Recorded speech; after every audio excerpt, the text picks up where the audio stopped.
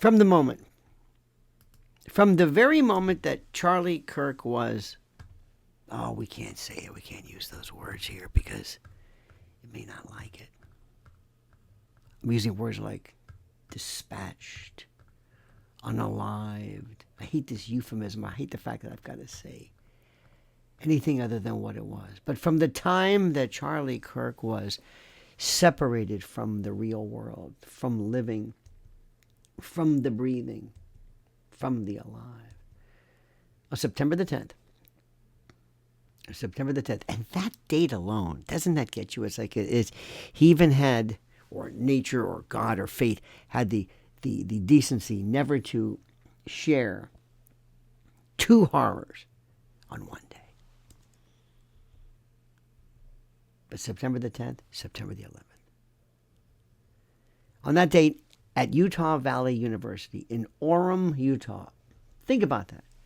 Orem, Utah. That would have been the site of his demise. Nothing against Orem, but you never know, do you? He didn't know, but who did? Who did? On that day, the public narrative around his widow, Erika Kirk, began to fracture and collapse and disintegrate under the weight of her own words. Tyler Robinson, the 22-year-old nonentity, now the most famous sharpshooter in recent history, charged with the elimination, allegedly confessed, allegedly. If you read the words intimated, insinuated, it's the strangest thing. Did you ever see a picture of him in a police station confessing? No, I don't understand this. I'm a former prosecutor. You confess to mom and dad? That's the purpose of this after he turns himself in? But the narrative is that he confessed and he turned himself in and he claimed he acted because he had enough of Charlie's hatred. That's the official story. He had enough. Charlie's hatred. Even that story. Hatred? This is Charlie? Hatred? The man who bent over backwards to try to act as a conciliatory branch connector? The official story is straightforward. A lone gunman motivated by political rage. Yet from day one, Erika Kirk's statements, timeline details, personal history, the personal history, and the public demeanor have all piled up as one contradiction after another. And none of this necessarily proves that she orchestrated or participated or coordinated in any way the heinous criminal act. But it does explain why so many reasonable observers, reasonable human beings across social media and podcasts and even former allies, why they have wondered aloud whether she knew far more than she has ever admitted. You know, we always talk about, those of us in the conspiratorium, we talk about LIHOP and MIHOP. Let it happen on purpose or made it happen on purpose. Let it happen on purpose implies, insinuates a kind of a foreknowledge, maybe not necessarily a direct participatory involvement in it. And her accounts simply do not hold together under any kind of scrutiny. They shift, they soften, they romanticize, and they will occasionally collapse entirely when held against verifiable accounts, video footage, witness testimony, or basic logic. And here's how the contradictions unfolded. Here's how. Starting from the earliest public moments and building chronologically into a pattern that has eroded trust completely. The first cracks in this story appeared within hours of the shooting itself. Look back. In the way Erika described learning of the assassination and her immediate actions. In multiple interviews, including one with the New York Times and another on Fox News, I believe with Mr. Waters, Mr. Jesse Waters. Erika stated she was in Phoenix, Arizona, accompanying her mother to a doctor's appointment. She claimed, as I understand, that she had been casually monitoring the Turning Point USA event on her phone when Chief of Staff Michael McCoy, the real McCoy, called with the news that Charlie's been shot. She described sprinting out of the treatment center, collapsing in the parking lot, and immediately coordinating security and flights to Utah. She emphasized emphatically she was in the air when Charlie was pronounced dead on arrival at the hospital. Yet, critics, most prominently Candace Owens, in her Bride of Charlie series, absolutely brilliant in her systematic chronicling of all pertinent events. But in The Bride of Charlie, in this series and related episodes, she highlighted a series of timeline discrepancies. Andrew Colvett, a Turning Point colleague, publicly described rushing to Erika's side after landing in Utah, only to find she had already arrived and was being comforted. And the question is, if Erika's flight left Phoenix immediately after the call, how did Colvett, who was not on the same plane, reach her first? Okay, all right, does that make sense? Separate claims surfaced that Erika was not at a standard medical facility, but inside a discreet, unmarked, aviation-linked building in Scottsdale.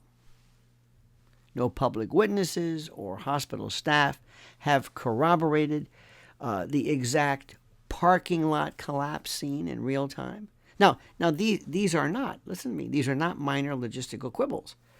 They are foundational to her alibi for not being present at the event. And when the only person who can fully vouch for her whereabouts is herself, and the details keep requiring clarification, skepticism naturally, understandably follows. By September 13th through the 14th, just days after the murder, Erika released her first public statement via TPUSA channels.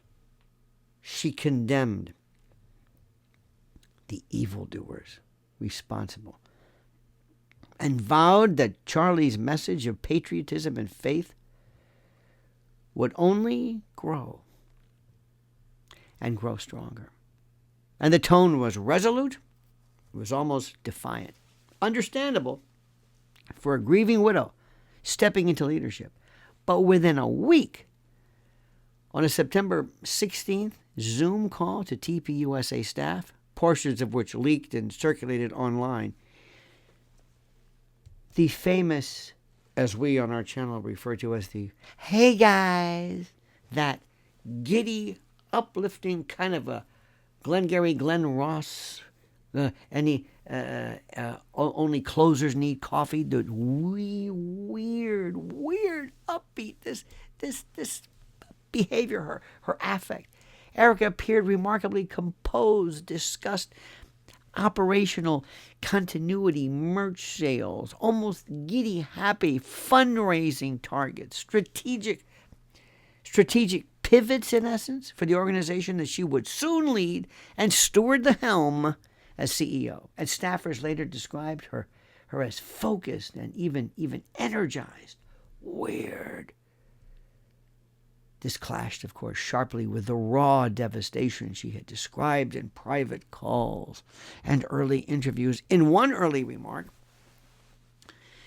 she said the news left her unable to breathe. In the Zoom, she was breathing quite well, outlining business metrics, and critics noted the absence of visible breakdown, No public tears, no lacrimation, no emotional breakdown.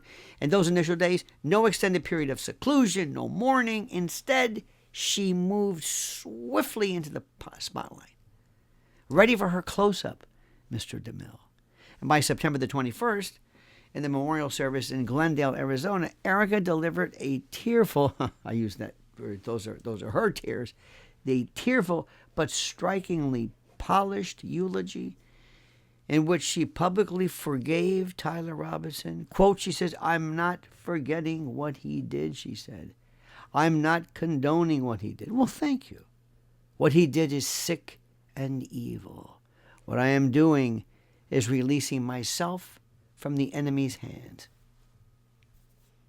She described the death in almost serene terms, noting Charlie's peaceful passing. And the autopsy she had personally reviewed, which I don't think anybody's ever seen since. We will find this out, at least the defense will, through discovery. But this swift public forgiveness, issued less than 2 weeks after the shooting, struck many as profoundly out of step with human psychology, profoundly disconnected from what would be normal, in the face of brutal. Most victims' families take months, years even, to reach any form of forgiveness, if ever. Erika framed it as a spiritual maturity, yet it raised a few eyebrows when paired with her simultaneous demand for a speedy trial. I forgive you, but let's get this show on the road. And meaningful media access, all in the case against Robinson. So why push for cameras and swift justice if the emotional wound was so great, so fresh, she needed immediate spiritual release? Does this make sense to you?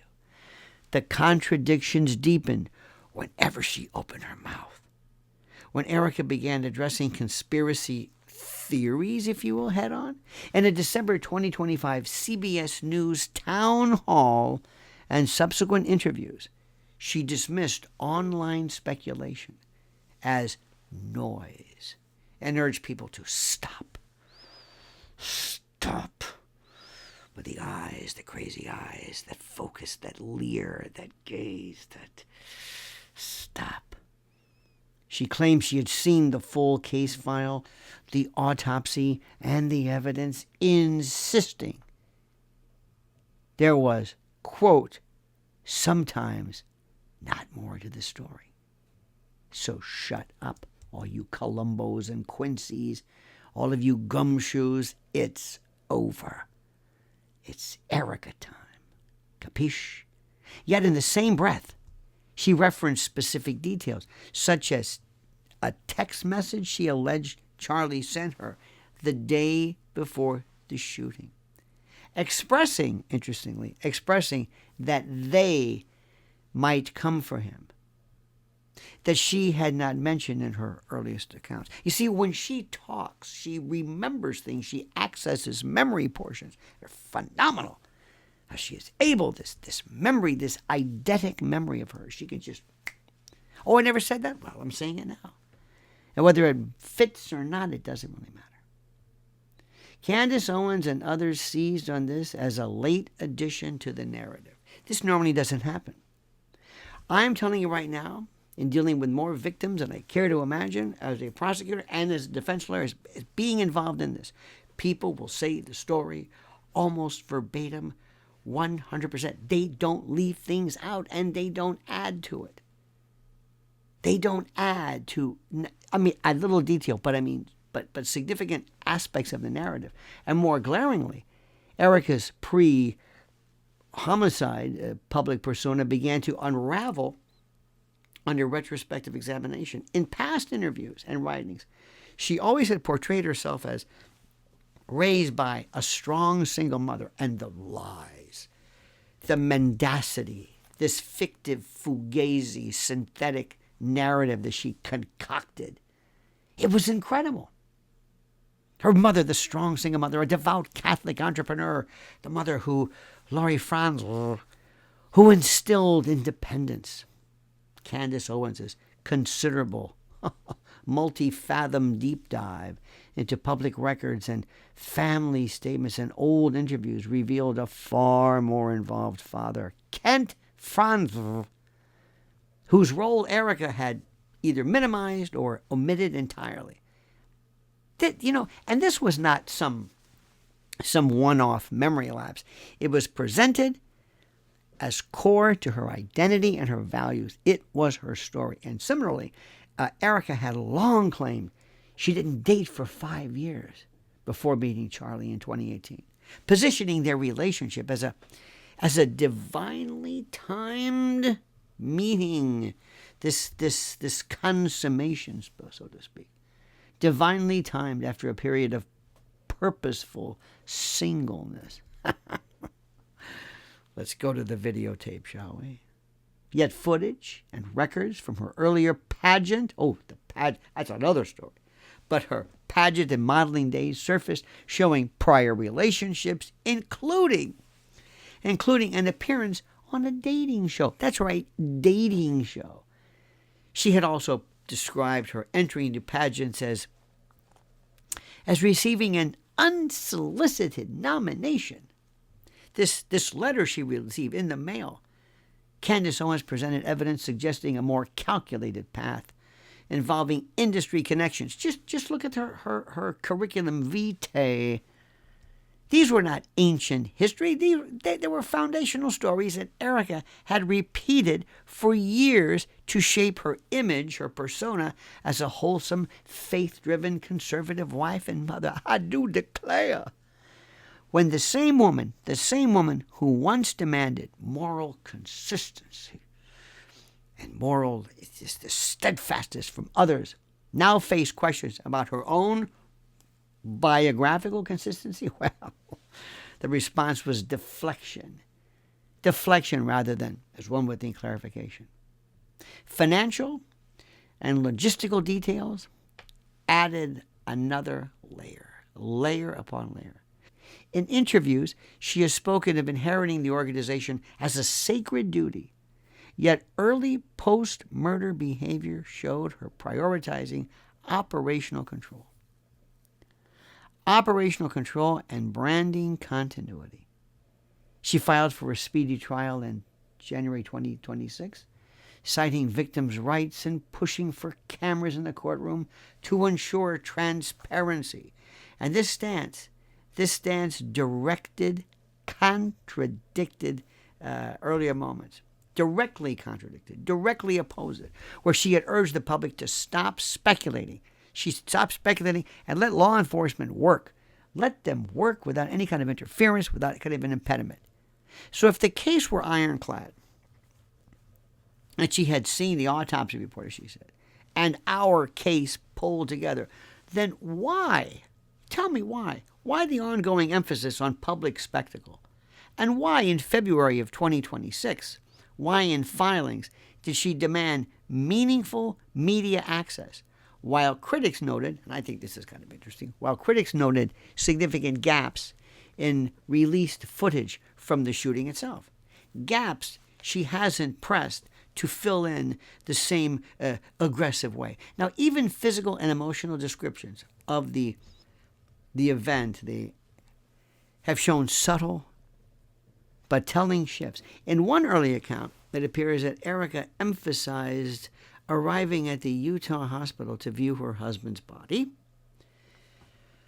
describing the moment as unthinkable. Later, she referenced Charlie's wedding ring and specific morning routines on the day of the shooting in ways that implied to some, last-minute normalcy.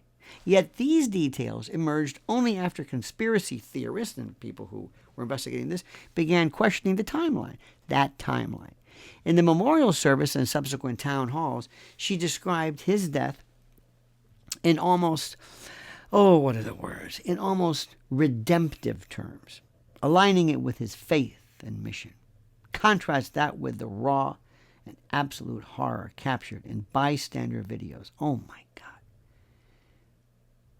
and Robinson's own statements, a public shooting at a campus event, the polished, almost cinematic framing in Erika's retellings and her renditions struck many as inconsistent with the utter chaos of, got to watch out that word.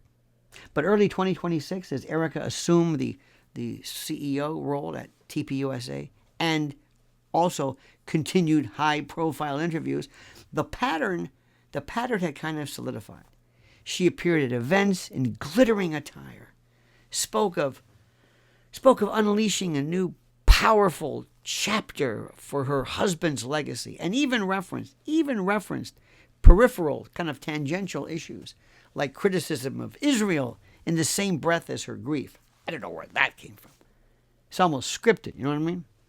Her composure, described by some supporters as strength and by detractors as some kind of weird detachment, never wavered into the messy, the unpredictable, the rawness most people associate with sudden widowhood, and whose children now are without a father under such violent circumstances. She has repeatedly told interviewers she has, these are her words, no time for the noise, while simultaneously engaging in the noise, engaging the legal system to accelerate the trial, get this over with, and control media narratives. Each new interview layer adds another detail or reframing that earlier statements omitted or contradicted. And none of these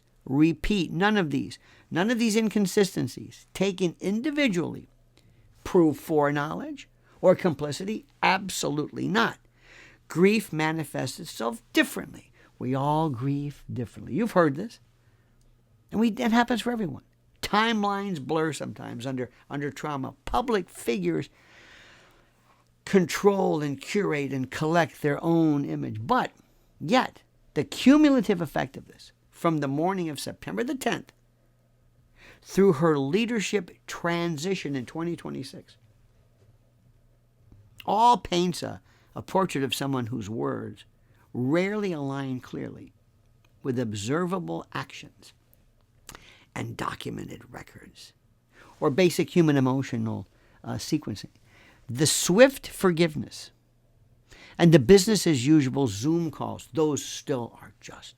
Not to mention that horrible, horrible picture where she lay atop the body of her husband for whatever effect. The evolving and changing and protean biographical details, the shifting location logistics, the selective transparency records, and the polished retellings, I say to you, of a horrific event, all compound into a single, uncomfortable question. If nothing she says lines up without qualification or later adjustment, why should the public accept her account of what she knew and when she knew it, at least at face value? People don't suspect Erika Kirk lightly. They suspect her because from the first hours after the shots rang out in Orem, her public presentation has been a masterclass in contradiction. She projects unwavering faith and resolve, and while her stories require constant kind of course correction and readaptation, she demands justice and transparency, while her own history invites continued scrutiny. She forgives instantly, yet fights aggressively in court for control of the narrative. These aren't isolated missteps of a woman in shock. Oh, nay, nay. They form a pattern visible from the beginning. And that pattern is precisely why the murmurs persist. Not because of wild conspiracy and weird speculation or hate or whatever it is, but because Erika Kirk herself has given observers every reason to wonder and suspect whether the full truth has ever been on the table, to suspect whether she ever said the truth about anything at any time, ever.